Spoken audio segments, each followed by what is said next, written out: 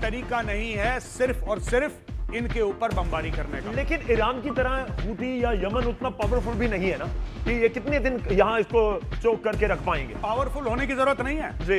इस गलतफहमी में कोई ना रहे कि ईरान भी बहुत पावरफुल है, वो ड्रोन मान रहा है, वो अलग ठीक है, that is a separate case. और ईरान मजबूती से लड़ रहा है, इसमें कोई डिनाई नहीं कर सकता। ईरान इज फाइटिंग फेरोशियसली, लेकिन ऐसे स्ट्रेट को ब्लॉक करना कोई ज्यादा पावर नहीं चाहिए इसके लिए, ज्यादा पावर आपको नहीं चाहिए।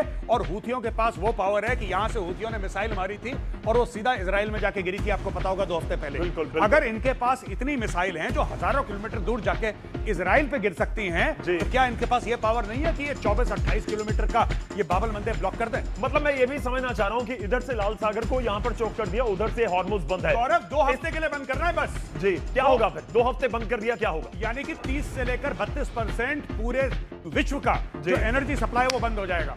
चीखें निकल जाएंगी, स्टॉक मार्केट की बवाल हो जाएगा। फिर अमेरिका की तो निकलेंगी ना कि अमेरिका के सामने भी एक चुनौती हो जाएगी कि आप तो जंग को रुकवा रहे हैं, सीज फायर कर रहे हैं। जी, इसीलिए मैं आपको बोल रहा हूं कि फिर क्या होगा मैं आपको बताता हूं। फिर सऊदी अरब बीच में आएगा, क्योंकि इससे सबसे ज्यादा नुकसान किसको है? सऊदी अरब को। अभी भी सऊदी अरब का यहां से जा रहा है तेल, यहां से तेल जा रहा है, फिर वो मुंबई आपके पहुंच जाएगा, फिर आपका घूम के वहां पे चाइना पहुंच जाएगा, फिर आपका कहीं और उनका तेल ये सब चल रहा है। All this is happening. लेकिन अगर आपने ये भी बंद कर दिया और साहब ये भी बंद कर दिया, यानी कि आपने बाबल मंदेब बंद कर दिया और आपने हॉर्मुज बंद कर दिया, फिर सऊदी अरब अपना तेल देखिए या तो ऊपर से, तो ये चिंता तो भारत की भी बढ़ेगी ना, चिंता तो भारत की भी बढ़ेगी अगर दोनों तरफ से चोक हो गया। बहुत नुकसान होगा, चिंता नहीं होगी, बहुत नुकसान होगा। हमारा नुकसान होगा, हमारा नुकसान होगा, चाइना का नुकसान होगा, जापान का नुकसान होगा, आपके बाकी सारे देश, साउथ कोरिया का बहुत नुकसान होगा।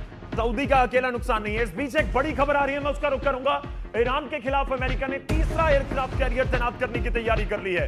जी हां, यूएस अब्राहम लिंकन के बाद यूएस जॉर्ज बुश को बुलाया गया है और अब एक बार फिर यूएसएस जेराल्ड फोर्ड को ईरान के खिलाफ तैनात किया जा रहा है। बड़ी खबर है इस समय, ये तीसरा बड़ा आप कहिए कि यूएसएस कैरियर वहां पर तैनात किया जा रहा है। एक तरफ सीज फायर है, बातचीत है, और दूसरी तरफ तैयारी है, और तैयारी जबरदस्त तरीके से नजर आ रही है। चलिए वापस रुक करते हैं। मेजर गौरवारे लगातार हमारे साथ हैं। मेजर गौरवारे, कितनी बड़ी खबर है, थोड़ा सा बताइए, समझाइए।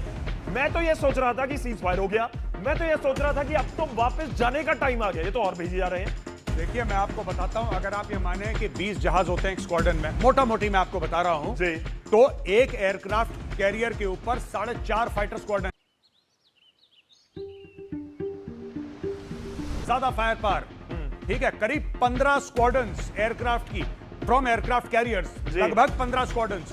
उसके बाद जितने ड्रोन, अटैक हेलीकॉप्टर, दुनिया भर का तामझाम, अमेरिका जो फोर्स लेवल यहां पे लेकर आया है, आप समझिए लाल सागर के अंदर अगर वो कह रहे हैं एयरक्राफ्ट कैरियर है,